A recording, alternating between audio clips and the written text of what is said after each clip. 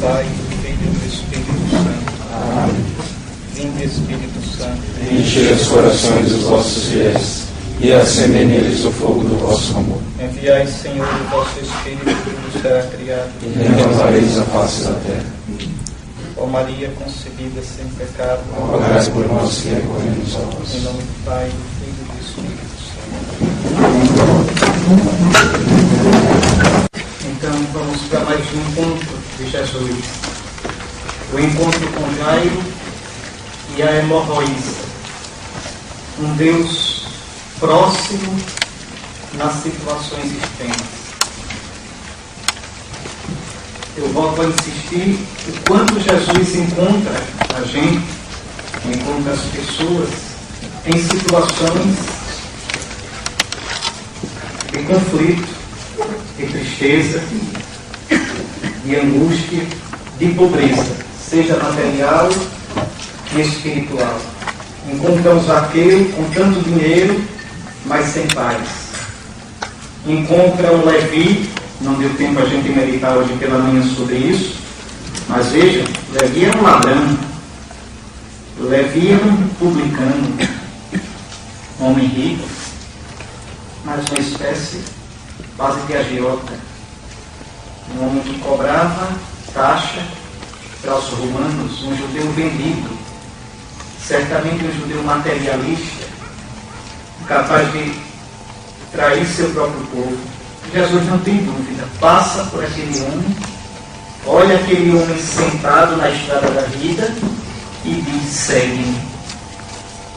Parece até que Jesus não sabe escolher. Isso não é brincadeira. Não é brincadeira. Por que escolheu a mim? Por que escolheu a você? Qual é o título, a medalha de honra ao mérito que você merece, que você tem para ter sido chamado por Jesus? É uma coisa para a gente pensar. Não brinquem com isso. Vocês, às vezes a gente esquece de ter uma visão sobrenatural da nossa vocação. Às vezes a gente diz assim: não, desde pequeno eu quero ser padre.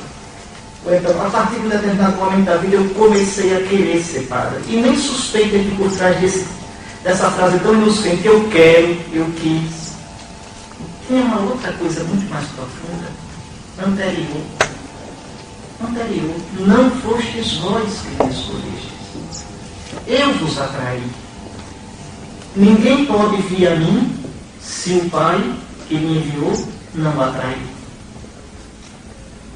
Então, no começo da nossa vocação, não se iluda, isso não é brincadeira. No começo da nossa vocação, houve um misterioso chamado de Deus, uma escolha. É por isso que vocação nunca se faz discernimento dela com psicólogo. O psicólogo não tem nenhuma competência zero para discernir vocação. Quem ajuda a discernir vocação é o orientador espiritual. Vocação não é questão de aptidão. Vocação é uma questão sobrenatural, de chamado de Deus. E chama quem Ele quer. Chamou, me diga, pelo amor de Deus, que currículo vitae Mateus tinha para ser chamado. Era a pessoa menos adequada, que menos mérito tinha, que menos probabilidade tinha de dizer sim. E esse moço, Jesus passa e diz: segue. Primeiro, Deus me perdoe a ousadia, a loucura de Jesus, porque ele não explica, segue. O outro, mais sem juízo ainda, se levanta e segue. Veja, é impressionante. Deixa o telônio com o dinheiro, deixa tudo, segue-me e segue Jesus. Mas será que vocês não entendem que desde que vocês entraram nesse caminho, vocês não têm mais o direito, a não ser que sejam muito irresponsáveis, muito levianos, vocês não têm mais o direito de fazer como vocês querem. Por exemplo, se depois lá do meio do ano, ou até antes, der a doida e quiser ir embora do seminário, vocês não têm mais o direito, se forem homens, né? Se forem, como diz lá no meu estado, cabras de peia em Alagoas é cabra frouxo, é cabra ruim. Então, se não forem cabras de peia, vocês não têm direito de sair do seminário simplesmente porque dizer eu quero. Vocês têm a obrigação de rezar, de procurar a vontade do Senhor, de perguntar a alguém mais experiente na vida com Deus. Mas, será realmente que eu errei no discernimento? Será que realmente eu devo ir embora? Ou seja, desde que o Senhor nos chamou, a gente não tem o direito de fazer as coisas do jeito que a gente quer. Pode ser até que alguém diga, mas eu descobri que o Senhor não me chamou. Mas tem uma coisa interessante, o Senhor pode não ter chamado você para o sacerdócio, mas chamou você para passar 1 semana, 2 meses no seminário. Pelo menos para experimentar a comida no seminário. Mas chamou. Pode não ter chamado, repito, para a vocação sacerdotal. Mas chamou para fazer essa experiência. Alguma coisa ele queria mostrar. Mas o que eu quero que vocês entendam é isso, porque isso me assusta muito na geração atual. Às vezes a tentação de querer fazer a sua história sozinho.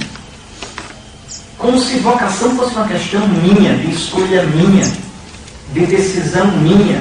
Conversa fiada, não é. Não é. A vocação parte de um chamado do Senhor.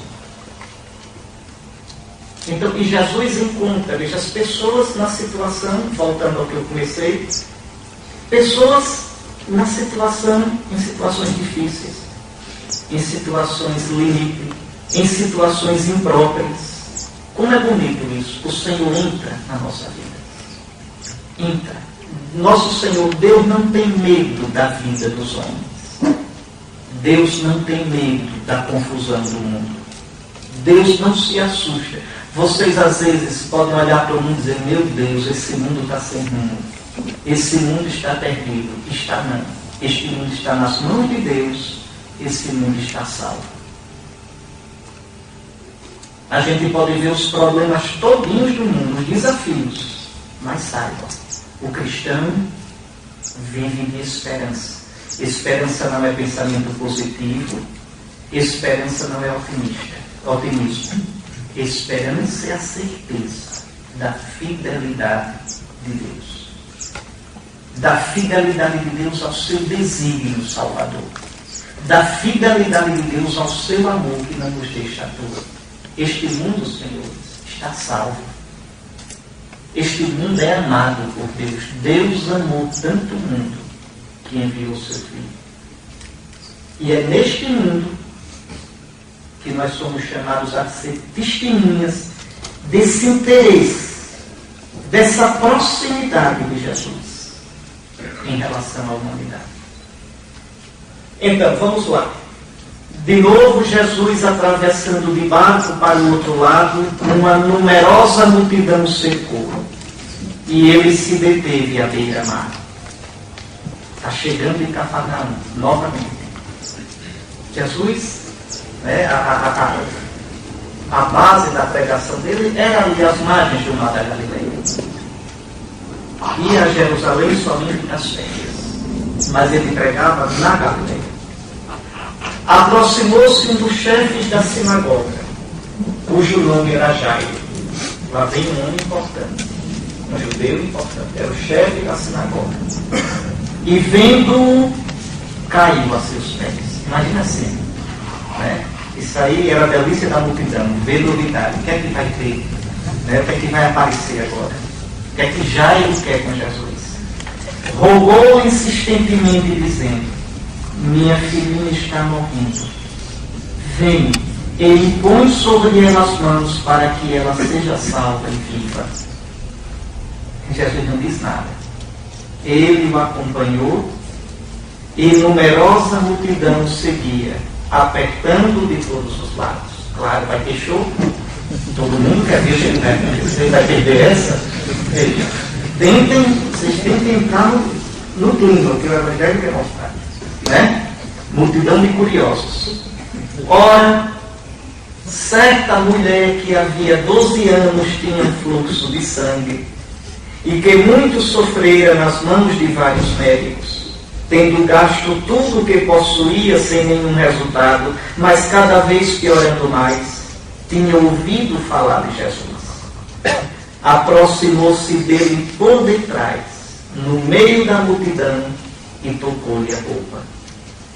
Porque dizia: se ao menos tocar as suas roupas, serei salva. E logo estancou a hemorragia.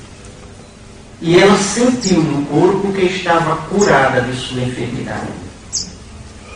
Imediatamente Jesus, tendo consciência da força que dele saíra, voltou-se, aqui está errado, voltou-se para a multidão e disse: quem tocou minhas roupas? Os discípulos disseram: estás vendo a multidão que te comprime e perguntas quem me tocou? Jesus olhava em torno de si para ver quem havia feito aquilo. Tenta imaginar, veja, empurra, a multidão, o barulho, e os discípulos tentando segurar Jesus, e Jesus agora para. Por isso que os discípulos têm um pouco de impaciência, de irritação. Mas o Senhor está vendo, está todo mundo tocando o Senhor, a multidão está espremendo a gente, o Senhor fica aqui parado. Vamos! Veja, e o Senhor de quem me tocou? Entendam qual é o... Veja, quem me tocou? Jesus olhava em torno de si para ver quem havia feito aquilo. Então a mulher, amedrontada e trêmula, sabendo o que lhe tinha sucedido, foi e caiu-lhe aos pés e contou-lhe toda a verdade. E ele disse a ela: minha filha, a tua fé te salvou. Vai em paz e estejas curada desse teu mal. Ainda falava quando chegaram alguns da casa do chefe da sinagoga, dizendo: tua filha morreu. Por que perturbas ainda o mestre? Jesus, porém, tendo ouvido a palavra que acabava de ser pronunciada, disse ao chefe da sinagoga: não temas, crê somente. E não permitiu que ninguém o acompanhasse, exceto Pedro, Tiago e João, irmão de Tiago. Chegaram à casa do chefe da sinagoga e ele viu um alvoroço, muita gente chorando e clamando em voz alta. Entrando, disse: por que este alvoroço e este pranto? A criança não morreu, está dormindo. E caçoavam dele. Ele, porém, ordenou que saíssem todos, exceto o pai e a mãe da criança, e os que o acompanhavam. E com eles entrou onde estava a criança. Tomando a mão da criança, disse-lhe: Talita cum, o que significa: menina, eu te digo, levanta-te. No mesmo instante, a menina se levantou e andava, pois já tinha 12 anos, e ficaram extremamente espantados. Recomendou-lhes então expressamente que ninguém viesse a saber o que tinham visto e mandou que dessem de comer à menina. Muito bem. Se vocês olharem direitinho, esse texto tem uma grande força emotiva, dramática. Esse encontro com Jesus de duas pessoas em situação, como eu já disse, extremas. Vejam bem, primeiro Jairo é um homem respeitado entre os judeus, um dos chefes da sinagoga local. Vem a Jesus em silêncio, pesaroso. Sua atitude é de humildade e de esperança.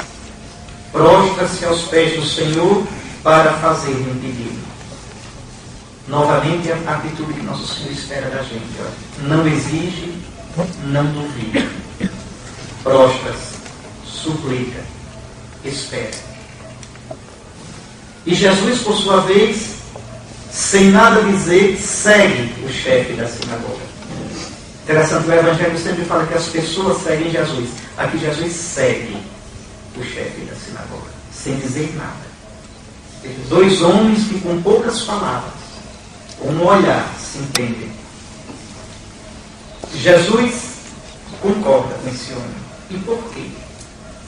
Pela humildade dele, pela situação extrema. Uma coisa que é linda no Evangelho, pode olhar, Jesus nunca brinca com as pessoas, nunca usa as pessoas, nunca brinca com os sentimentos das pessoas. Jesus é a própria imagem do coração do Pai. E o Pai é Deus de compaixão.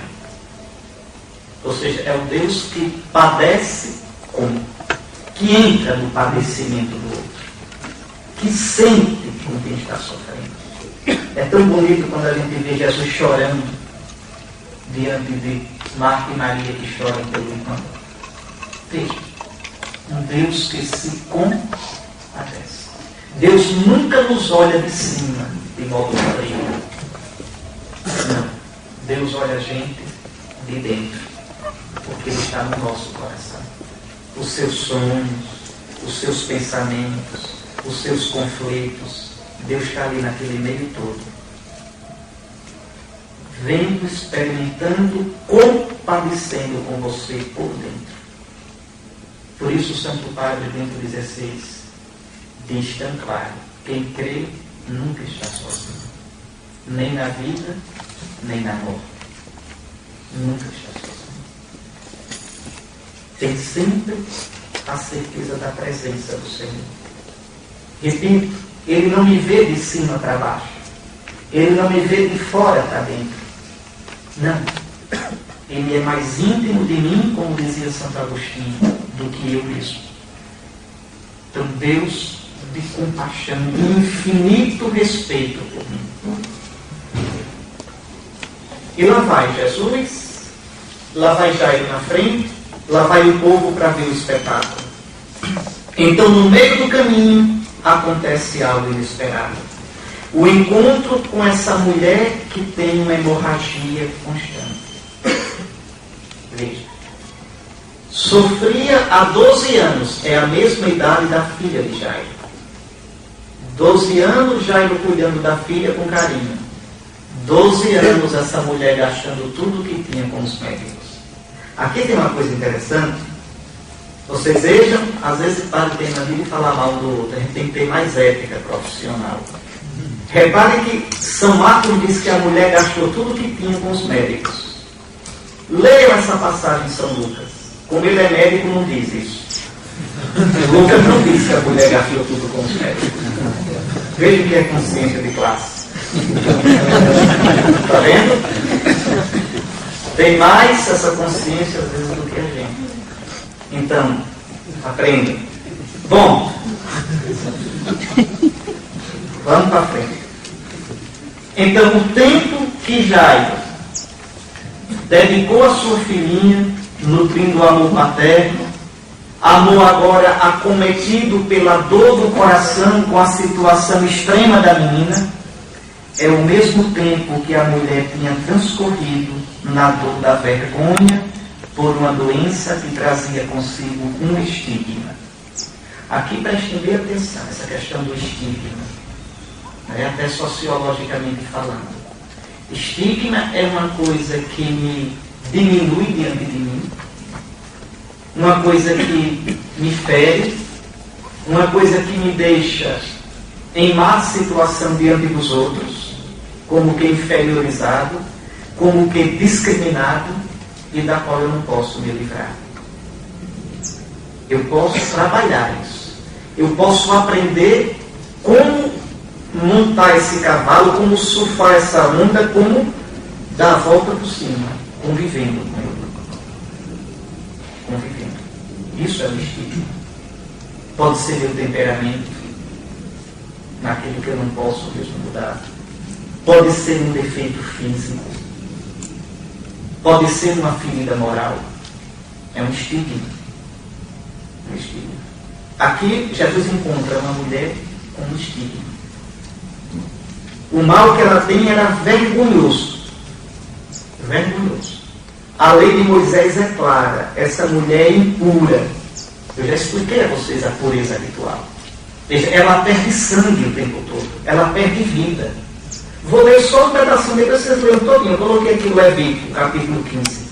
Quando a mulher tiver um fluxo de sangue, que seja fluxo de sangue do seu corpo, permanecerá durante 7 dias na impureza das suas regras. Isso depois que a regra terminar. Terminado o período menstrual, ela ainda ficava 7 dias impura. Veja, quem a tocar ficará impuro até a tarde. Não sei se vocês viram aqui na campanha eleitoral, Marta Suplicy, que era candidata a não sei o quê, e foi cumprimentar um rabino. Não sei se vocês viram isso. Ela foi cumprimentar e o rabino não deu a mão a ela. Colocou a mão para trás e cumprimentou assim. Ela ficou virada com o rabino. Chamou o rabino de mal educado. Mas ela que é ignorante. O rabino fez isso porque se o rabino fosse dar a mão a ela, tinha que perguntar a ela: a senhora está nas regras? Então, ele não toca para não ficar impuro.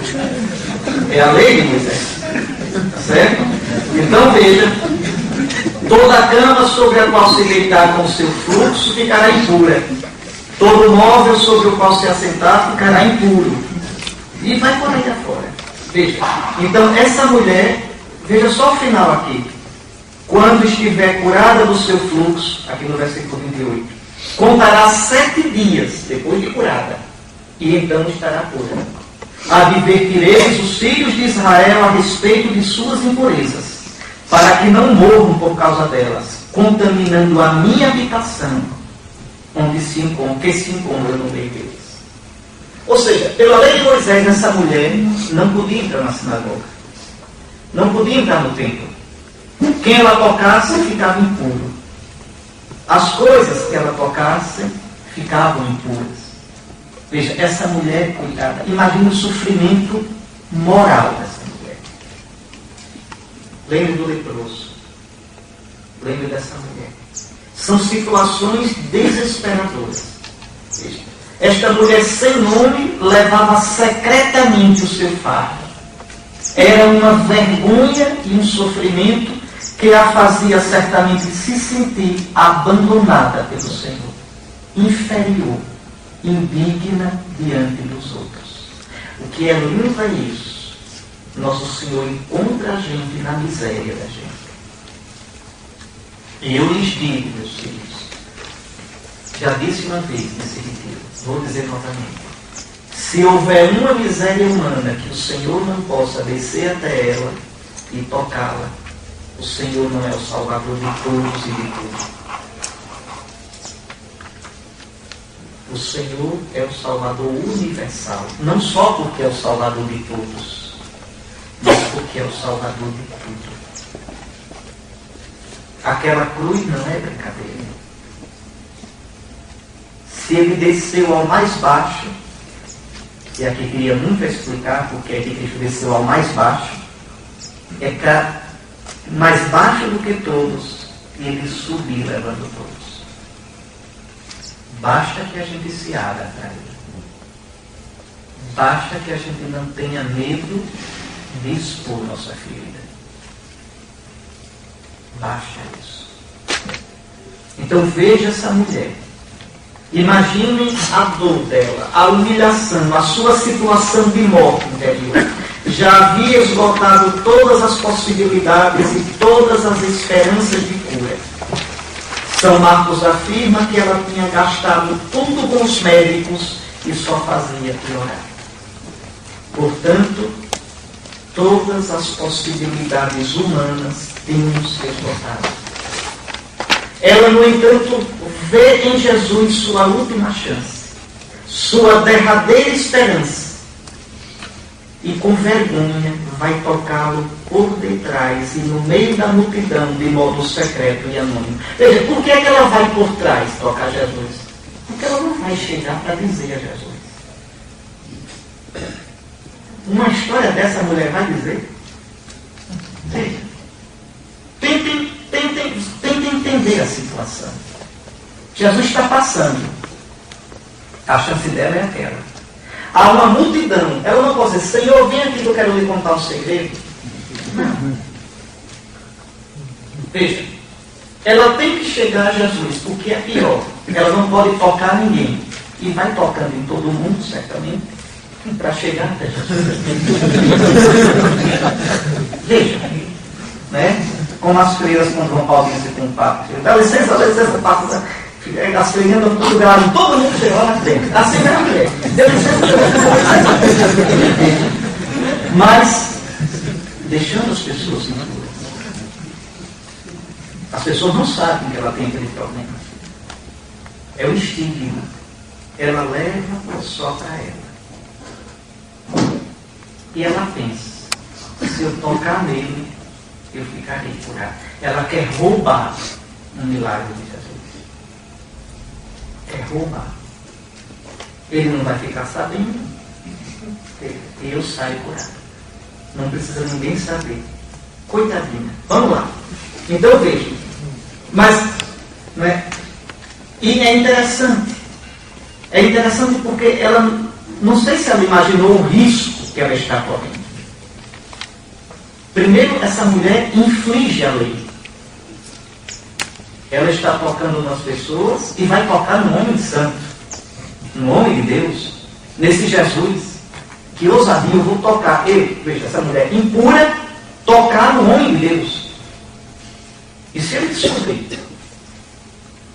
Veja, pior, ali está Jairo, uma autoridade da sinagoga. Certamente carrancudo, ele causava um certo receio. Pois bem, mas ela está, o que ela sabe é da dor dela, da miséria dela. E ela tem esperança em Jesus. Toca-o e fica curado. Vejam, meus irmãos, o contato físico com Jesus a cura. Porque o Senhor Jesus é neste mundo a verdadeira presença física de Deus. Jesus é Deus. Deus humanizado. Deus com corpo humano. Deus com alma humana. Jesus não só tem um corpo humano, hein? Jesus, quem estudou teologia, já fez teologia, sabe. Contra um bispo, Apolinário de Laodiceia, a igreja definiu: Jesus tem alma, psique humana. Ou seja, Jesus tem consciência humana, psique, psicologia. Jesus tem uma psicologia humana, conhecimento humano, sentimento humano, tem afeto humano, tudo aquilo que nós temos.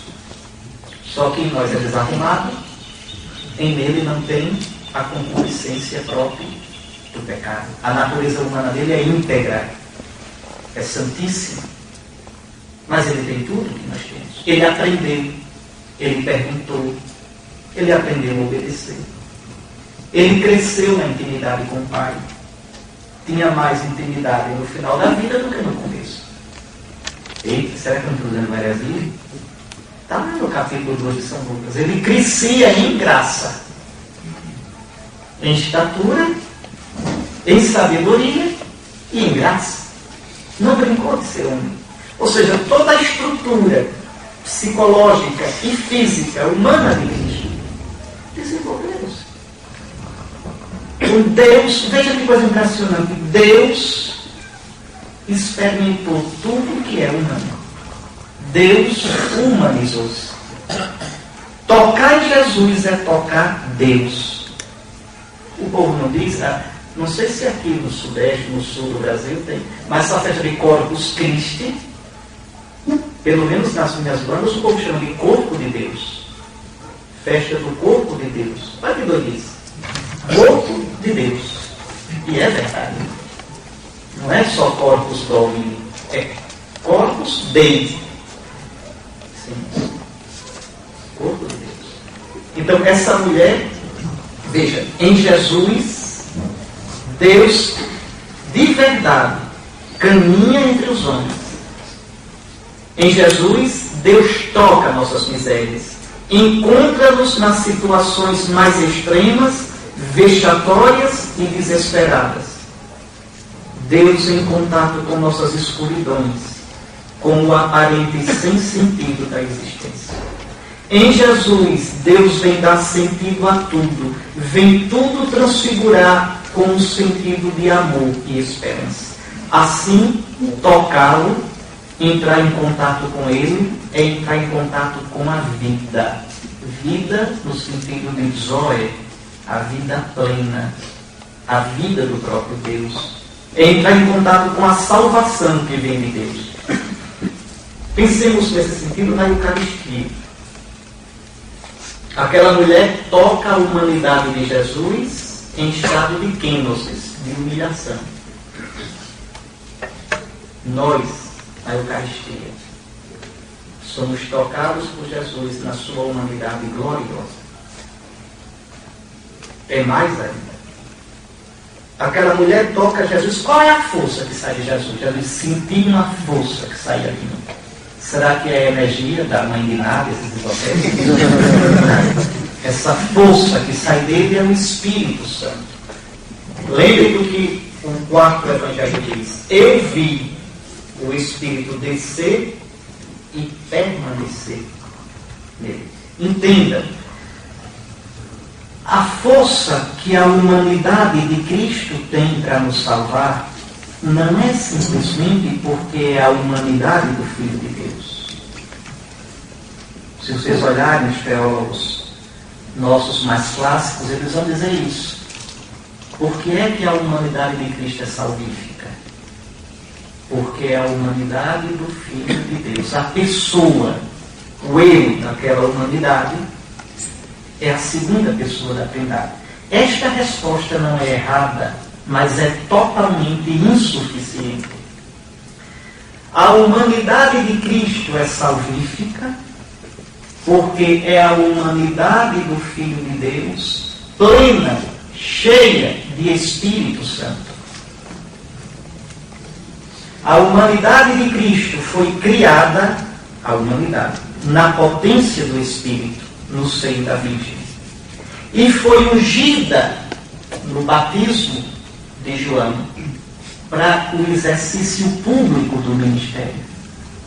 A nossa salvação não é só cristológica, crística, é cristopneumatológica. Tudo que Jesus faz é na potência do Espírito Santo. Lembrem que depois do batismo no Jordão, o Evangelho diz que o Espírito o impeliu para o deserto para ser tentado. Depois ele, cheio do Espírito Santo, foi para a Galileia. E entrando em Nazaré, disse: o Espírito do Senhor repousa sobre mim, porque o Senhor me ungiu para levar o ano apostólico, para proclamar o ano da graça do Senhor. A salvação nossa é cristopneumatológica. Jesus é o Messias, é o ungido com o Espírito Santo. A força na qual Jesus opera os milagres é o Espírito Santo. Que não precisa Jesus fazer aqueles gestos do filme do Zé Firelli, Jesus de Nazaré. Jesus vai expulsar um demônio na sinagoga de Cafarnaum e fica. Não precisa disso não. Entende? Não precisa disso. É o querer dele. O querer humano do Filho de Deus. E a sua humanidade cheia de Espírito Santo, na potência do Espírito de Deus, ele realiza. Aquilo é a imagem tão bonita de Santo Irineu. Desculpe os que não fizeram teologia estar dizendo essas coisas, mas vamos ouvir depois. Né? Veja, o Pai age com as suas duas mãos, o Filho e o Espírito. Tudo isso que Jesus faz antes da sua ressurreição é só o gostinho. É só para ele mostrar o que ele vai fazer depois. Agora é ressuscitado. A humanidade de Jesus é cheia do Espírito Santo. Aqui só uma pausazinha e volta para aqui. Hoje eu termino a palestra toda. Mas quem ressuscitou Jesus? O Pai. Quem ressuscita Jesus é o Pai. Tá certo? Vocês vão dizer, mas Dom Henrique, Jesus ressuscitou. Jesus disse, eu mesmo dou minha vida, eu tenho o poder de dá-la e tenho o poder de retomá-la. Mas esqueci de citar o resto. Este foi o preceito que eu recebi do meu Pai. Quando a gente diz Jesus ressuscitou, isso quer dizer Jesus deixou-se ressuscitar. A ressurreição é um ato trinitário. Quem ressuscita, a este Jesus que vós crucificastes, diz São Paulo na sinagoga de Antioquia da Psídia, da primeira viagem apostólica dele. A este Jesus que vós crucificastes, Deus o ressuscitou. E como é que o Pai ressuscita o Filho? Derramando sobre ele a plenitude do Espírito. E o Filho se deixa ressuscitar. O Filho em tudo segue o Pai, por amor. Ou seja, a humanidade de Jesus agora, o corpo humano de Jesus e a alma humana de Jesus são tão impregnados do Espírito Santo que São Paulo diz quase uma heresia. Só não é heresia porque é São Paulo quem diz. São Paulo diz: o Senhor é Espírito. Esse Kyrios é Cristo. Veja, Cristo ressuscitado é todo Espírito. É fonte do Espírito. É fonte. Deixa eu só dizer aqui uma coisa para vocês pensarem um pouquinho. Me dê mais 5 minutos aqui. Eu volto já para aqui. Fazer uma pergunta provocante para vocês.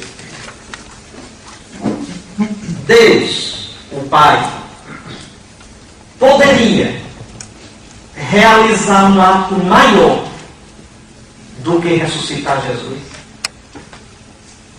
Veja o verbo que eu usei. Poderia? Eu vou dizer a resposta. Não.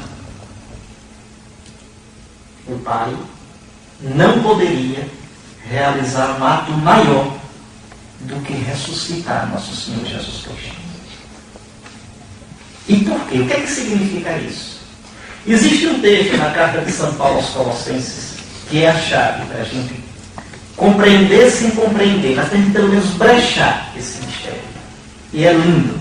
São Paulo diz, falando de Jesus ressuscitado, nele, em Jesus ressuscitado, habita corporalmente a plenitude da divindade. No homem Jesus, no homem ressuscitado, habita a plenitude da divindade. Meus filhos, a plenitude da divindade é o Espírito Santo. É o Espírito quem diviniza. É o Espírito que o que toca, transfigura. O que São Paulo está dizendo, veja, é uma coisa que não vai caber na matemática, na cabeça da gente, viu? Nem tenta imaginar. É só para intuir com o coração. O que São Paulo está dizendo, o que São Paulo permite que a gente compreenda, é que na ressurreição aconteceu uma coisa que a gente nunca vai entender nesse mundo. O Pai derramou sobre a humanidade de Jesus. A humanidade de Jesus é como a nossa, é finita, é limitada. Foi criada, passou 9 meses no ventre de Maria, cresceu.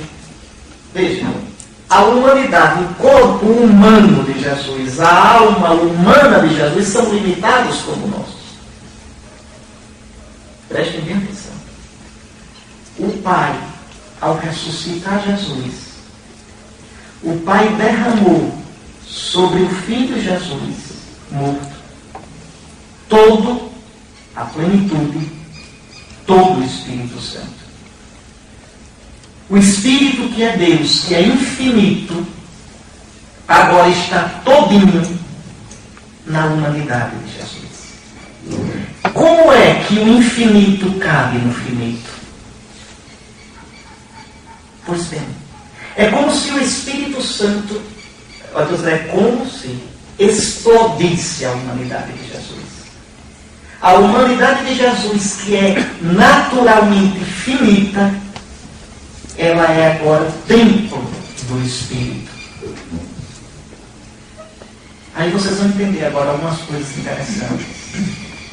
A criação toda um dia estará dentro da humanidade de Jesus. O céu é a humanidade de Jesus. A igreja do céu é a humanidade glorificada de Jesus. A gente já na terra participa do corpo, da humanidade de Jesus. Aqui ainda debaixo do véu do mistério, mas lá um dia plenamente. Fora de Jesus não há Espírito Santo para ser dado.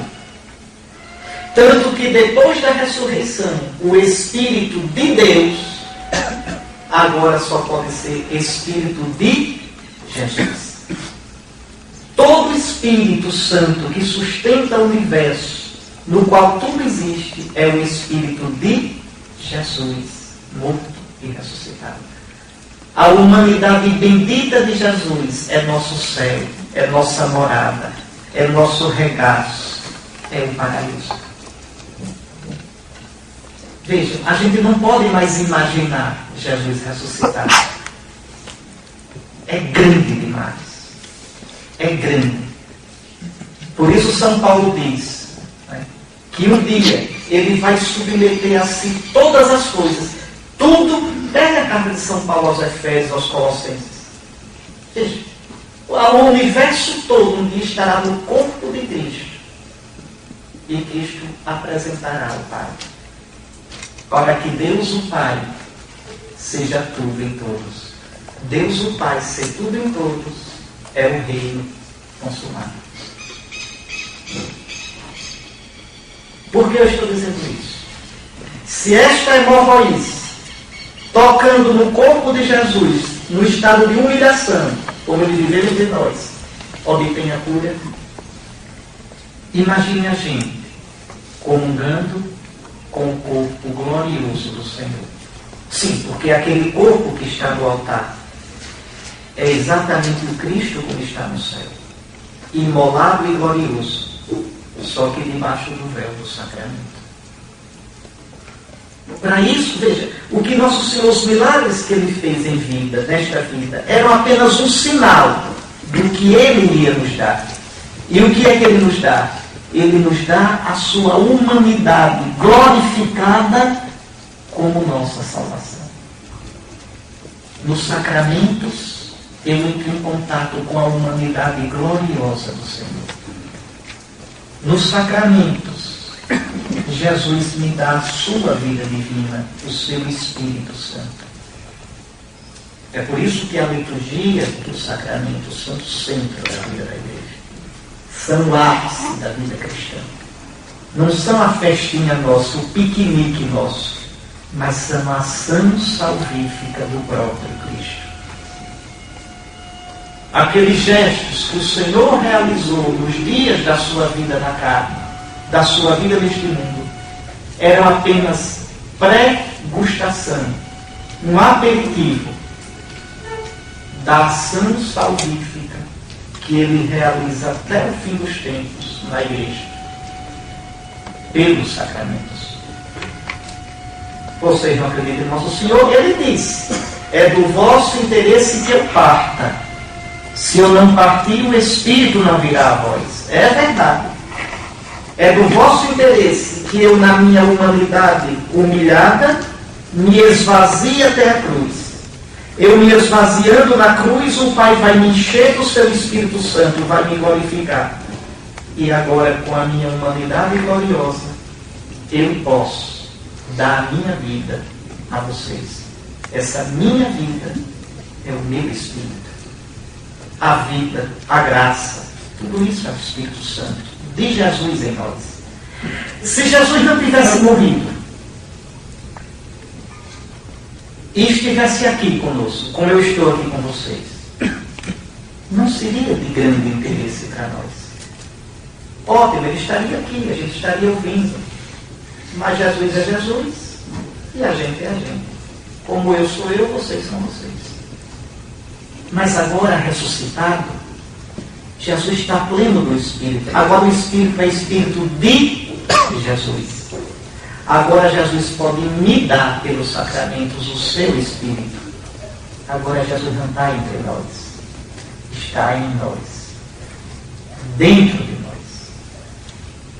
Agora Ele pode dizer, permanecer em mim. Eu permaneço em vós. Porque eu vos dei o meu espírito. Agora sim, são os ramos e a videira. Agora sim, nem a vida, nem a morte nos poderão separar do amor de Cristo. Compreende o que são os sacramentos? São os sinais do reino. Os sacramentos plantam o reino em nós, porque nos dão o Espírito de Cristo. E o Espírito em nós nos dá os sentimentos de Cristo, as atitudes de Cristo. O Espírito testemunha Cristo no nosso coração. O Espírito clama em nós, Abba, Pai. É o clamor de Cristo. Se eu me deixar guiar pelo Espírito, se eu não bloquear a ação do Espírito, eu vou ficando a cara de Jesus. Eu vou tendo os sentimentos de Jesus. Os santos. Os santos. Quem olha Maria Teresa, quem olha Francisco de Assis, quem olha Irmã Dulce, quem olha Antônio de Pádua, diz, mas isso é uma cara de Cristo. Veja, pensam como Cristo, agem como Cristo, reagem como Cristo. Como é que isso aconteceu?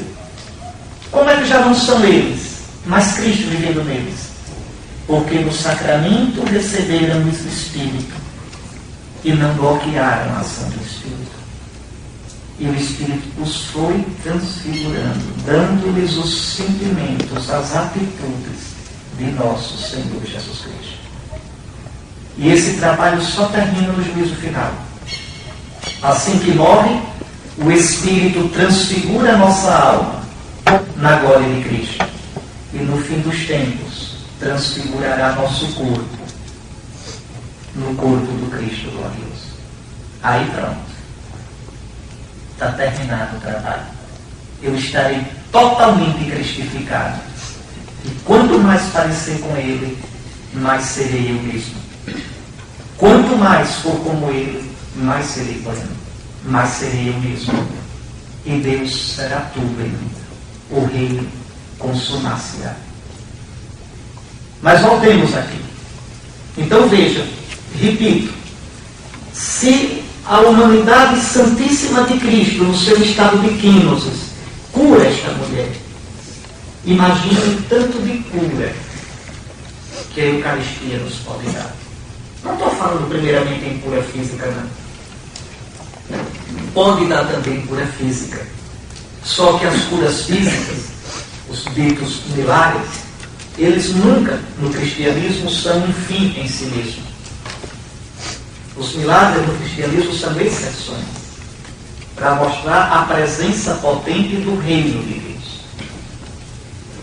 Os milagres são apenas indicadores para nos ajudar a crer, para mostrar a verdade do que proclamamos. Mas o grande milagre, veja hoje pela manhã, é porque não deu tempo, eu entendo outro assunto. Aquele paralítico, trazem paralítico para Jesus no trabalho para subir naquela casa, certamente escutando a ladainha de São Pedro, festeirando a casa dele, baixa aquele paralítico.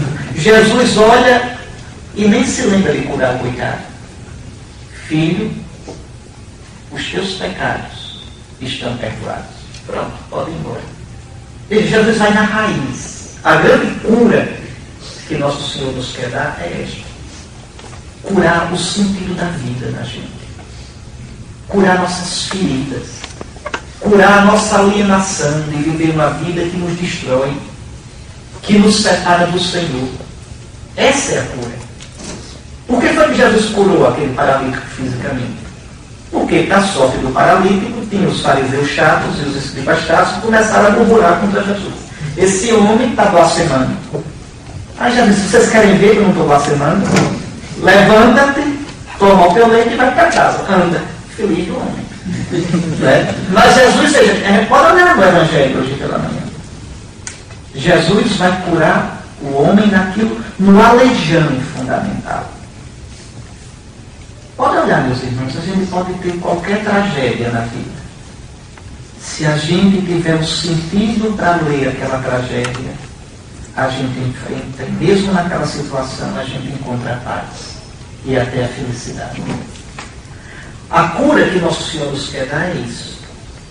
É nos colocar em sintonia com a vontade de Deus. É nos fazer compreender a vida, nos compreender à luz de Deus. Essa é a verdadeira cura. Aquilo que o Santo Padre dizia hoje no dia. A gente ouviu aqui na leitura, na catequese que fez ontem. Essa é a cura.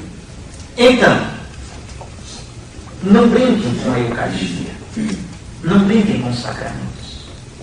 Se a gente celebrá-los com fé, se a gente os receber com fé, eles têm um poder terapêutico em nós.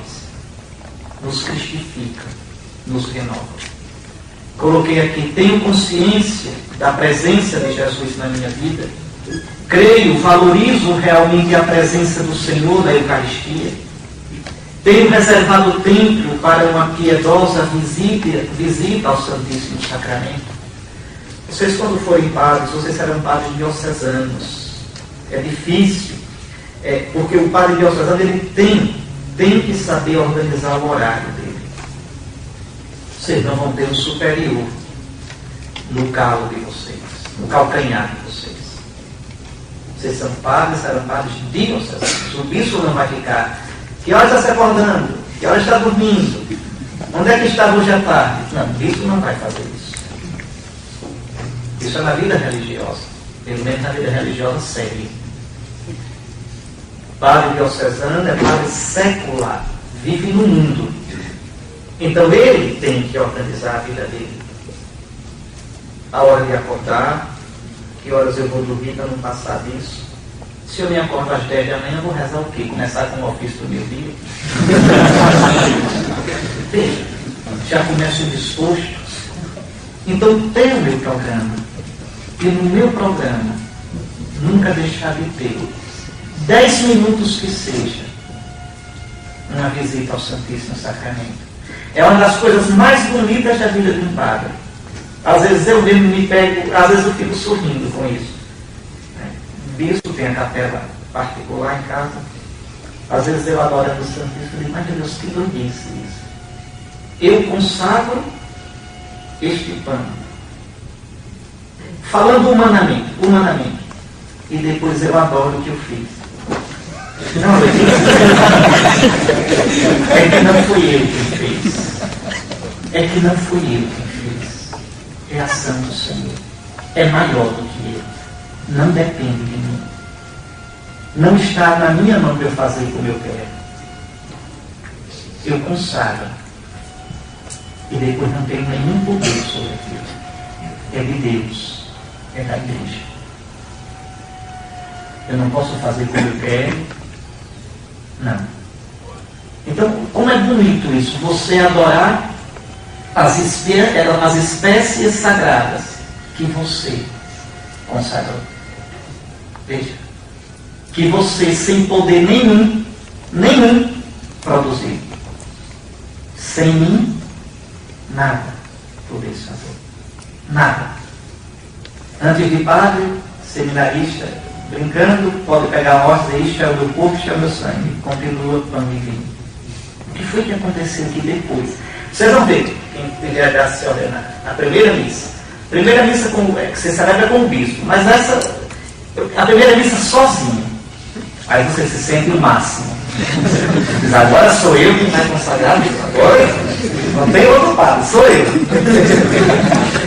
Vocês vão ver, a gente é assim, mas é isso mesmo. E vocês não vão fazer nada. Não tem segredo nenhum. Não tem mágica nenhuma. E, no entanto, tudo é diferente. Porque não são mais vocês. É Cristo. Mudou tudo. Então, é muito importante isso. Vocês já como seminaristas terem esse costume de diariamente, 10 minutos que seja, passar na capela e adorar o Senhor na Eucaristia. Não precisa muita conversa. Não precisa dizer muita coisa. Simplesmente olhar. Simplesmente dizer, te adoro, te amo, eu creio em ti. Simplesmente isso. Aprenda a humanidade de Jesus é salvífica. Então, tenho reservado tempo para uma visita piedosa ao Santíssimo Sacramento. Preparo-me bem para a Santa Missa. Como vai minha participação na celebração eucarística? Tem dias que se celebram cansados, abusados da vida. Tem dias que eu também celebro cansado e abusado da vida. Tem dias que celebro cansado e abusado da vida. E, no entanto, celebro com o mesmo zelo, como se tivesse descansado e morrendo de vontade de celebrar. Aprendam isso. Aprendam. Saiam de vocês. O centro não são vocês, é Cristo. Não é todo dia que o padre celebra com fervor. Eu tenho 20 anos de padre, completei o ano passado. Com a graça de Deus, eu nunca passei um dia, tirando a sexta-feira santa e o sábado santo, sem celebrar esses 20 anos. Quantas vezes celebrei cansado? Quantas vezes celebrei abusado? No entanto, exteriormente, com a graça de Deus, sempre sereno, sempre fazendo o que tinha de fazer. É o Senhor que está aqui. Quer eu sinta, quer não. Quer eu esteja atento, quer eu esteja distraído. Quer eu esteja fervorado, quer esteja com o coração seco. É o Senhor. Do mesmo modo, a gente deve participar da missa. Às vezes está ali de corpo presente. Tá bom, você só consegue estar com o corpo, que o corpo esteja em pé na hora de ficar em pé, de joelhos na hora de ficar de joelhos, a cabeça baixa. Se é tudo que eu posso dar ao Senhor agora é um corpo presente, mas que o corpo esteja presente. Não como quem está na casa da sogra. Não de qualquer jeito. São esses gestos pequenos de carinho, de fé, que alimentam nossa fé. Santa Teresa dizia que é preciso entreter o amor. São essas coisas que mostram que a gente ama. Vocês nem imaginam como essas coisas servem. Como essas coisas fazem a gente crescer para Nosso Senhor. Como na hora em que vierem os trancos da vida, a gente vai encontrar força. É como um casal. O amor se prova com pequenas coisas, com pequenos gestos, mais do que com palavras. É no dia a dia. Aí depois, com 50 anos de casado, né, todos os dois já bem caidões, mas um não sabe mais viver sem o outro. Lá em casa, cada um dos pais, a maior briga é porque cada um quer morrer primeiro para não ficar sem o outro. Então vai dizer, eu rezo todo dia para eu morrer antes de você, minha velha. Senão quem tem que morrer primeiro sou eu, porque sem você eu não sei viver. Veja. Mas isso mesmo acontece na nossa relação com o Senhor, se a gente for delicado com Ele. Triste daquele que não tiver suas delicadezas com o Senhor. Bom, vamos terminar essa história. A hemorroíça é curada. Mas aí Jesus para. Quem me tocou?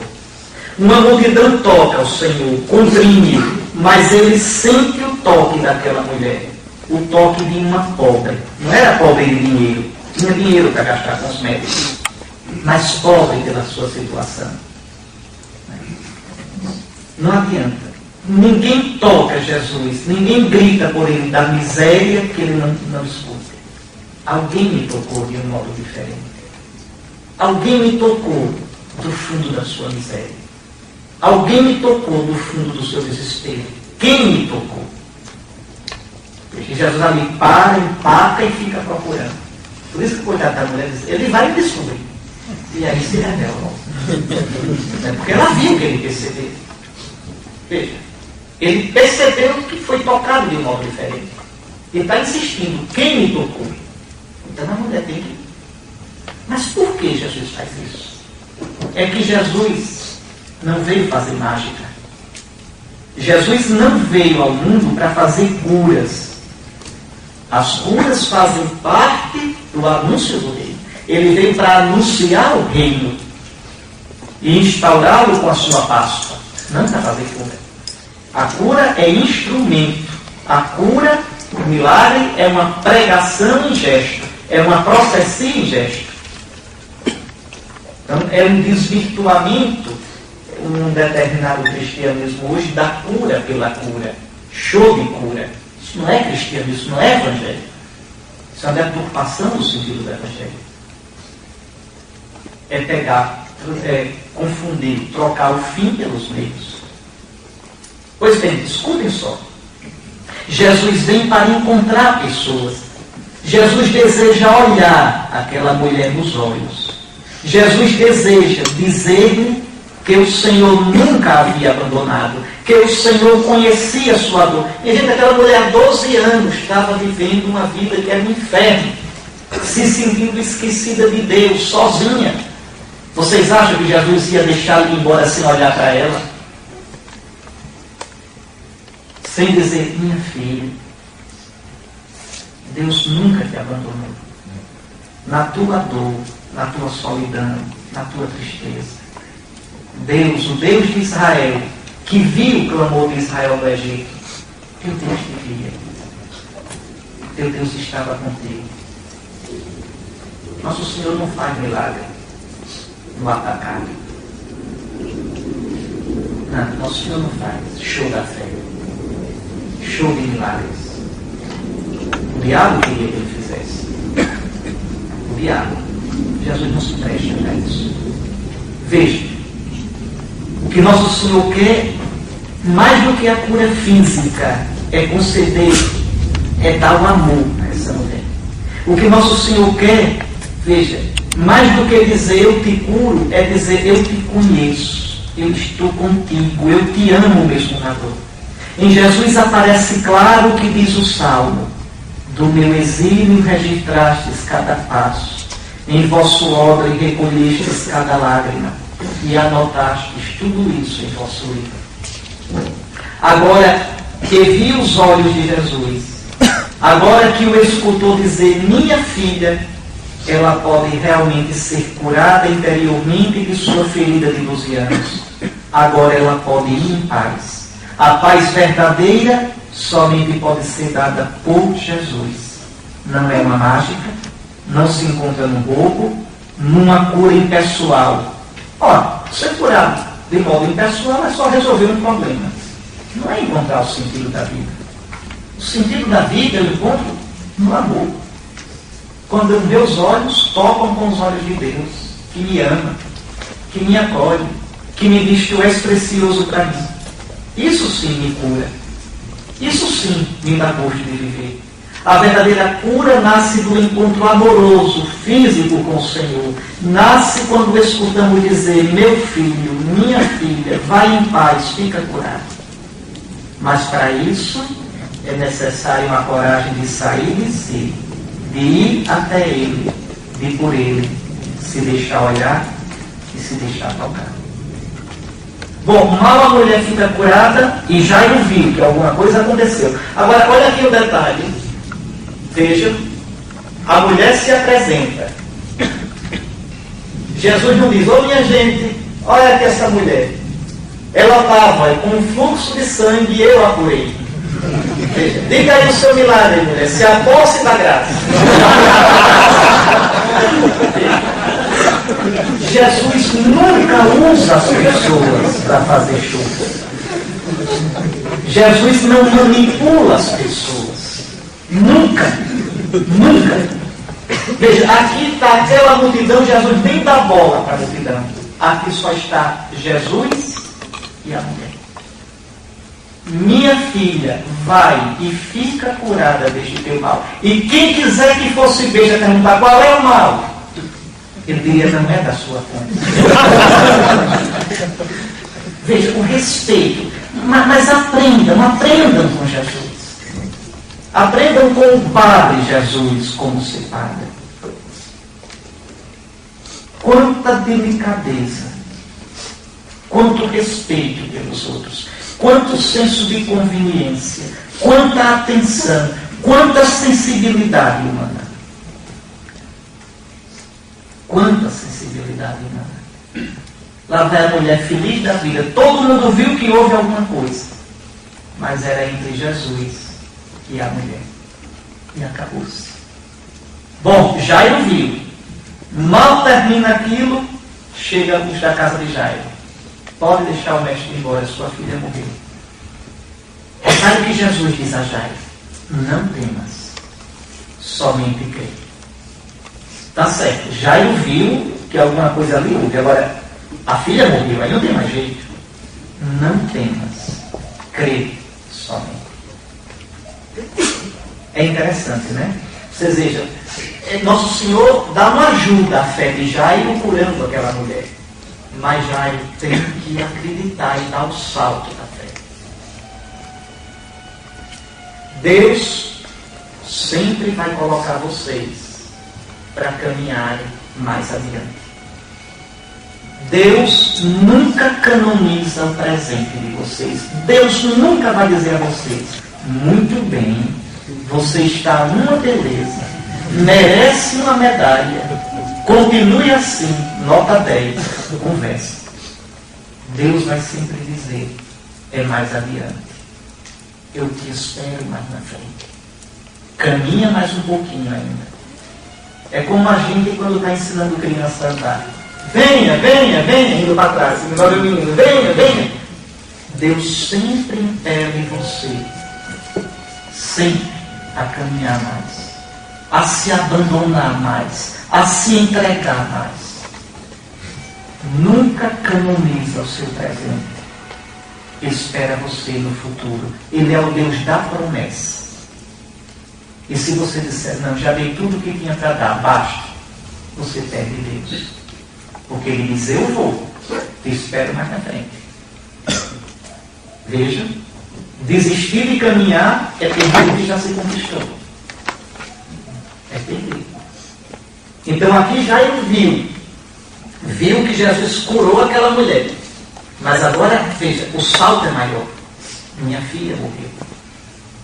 E Jesus disse: crê, somente, não temas. E mais uma vez a delicadeza dele. Chega na casa de Jairo, está a gritaria, que os orientais são exagerados, né? Jesus diz: a criança não morreu, está dormindo. Isso aqui é interessante. Veja, as pessoas veem, ela morreu. Jesus vê e diz: ela está dormindo. Veja, dois modos de ver, dois níveis de visão. Mesmo a morte não é morte para ti, Senhor. Mesmo a treva para ti não é escura, diz o Salmo 138. Agora, no tempo da Quaresma, tem um responso breve de laudes, acho que aos domingos. Mesmo as trevas para vós não são escuras, vós sois a luz do mundo. Veja. Então, e observe mais uma vez a delicadeza de Jesus. Não deixa ninguém entrar. Não é espetáculo. Chama somente Pedro, André e Tiago. Pedro, João e Tiago. Para testemunhar. E os pais também. E aqui mais outra coisa. Esses dois textos, esse evangelho é da delicadeza de Jesus. Jesus chega, veja, abaixa-se até a menina e diz em aramaico: Talita cum, menininha, não é menina, menininha, levanta-te. Veja, Jesus não é daqueles santos abusados, azedos, grosseiros, não. Jesus é gente, Jesus é delicado, Jesus é afável. Menininha, levanta-se. E olha a delicadeza dele. Repare o cuidado dele. Quando a menina se levanta, ele a entrega aos pais e recomenda que lhe dê de comer. Ele imagina: a bichinha deve estar se acabando de fome. Veja, mas entendam aqui como aparece esse homem tão normal, tão sensível, tão equilibrado, capaz de se encantar com os lírios dos campos, com as aves do céu, de acariciar uma criança. Veja, que coisa mais linda. E aqui, meus irmãos, que coisa interessante. A mulher toca Jesus. A criança é tocada por Jesus. Eu sempre a humanidade salvífica de Jesus. Essa humanidade, eu repito, está presente para nós nos sacramentos. Jesus continua tocando você. Jesus ungiu você no batismo na Cristo. Jesus cura você na confissão. Jesus alimenta você na Eucaristia. O Senhor continua presente, mas agora de um modo, eu repito, todos esses milagres eram apenas prenúncio, preparação para isso que nós estamos vivendo agora. Agora, porque agora é a humanidade dele divinizada na ressurreição. Eu amanhã me lembro, então eu me esqueci de continuar o raciocínio, porque a ressurreição é o ato maior de Deus. Eu comecei, mas ainda tenho uma coisa para amarrar depois. Amanhã. Então, veja, lembrem disso. Lembrem disso. Deixem-se tocar por nosso Senhor. Deixem-se tocar por Deus. E peça muito a nosso Senhor a graça de ter os sentimentos dele. Primeiro, deixem-se tocar para serem curados por Ele, para serem renovados por Ele, para serem ressuscitados por Ele.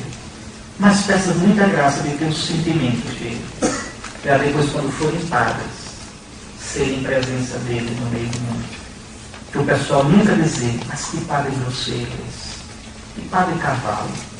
Que padre mal educado? Que padre ignorante? Que contra testemunho? Que contra testemunho? A gente tem que ser outro Cristo, não é só na liturgia. O alter Christus é na existência toda. Uma existência sacerdotal é uma existência cristificada. Olha a promessa de Deus. Eu vos darei pastores segundo o meu coração. Agora, coitado de Deus, que promete isso e escolhe a gente. Nós somos o cumprimento da promessa de Deus. Então, por favor, sejam pastores segundo o coração sacerdotal de Jesus. O nosso auxílio está no nome do Senhor.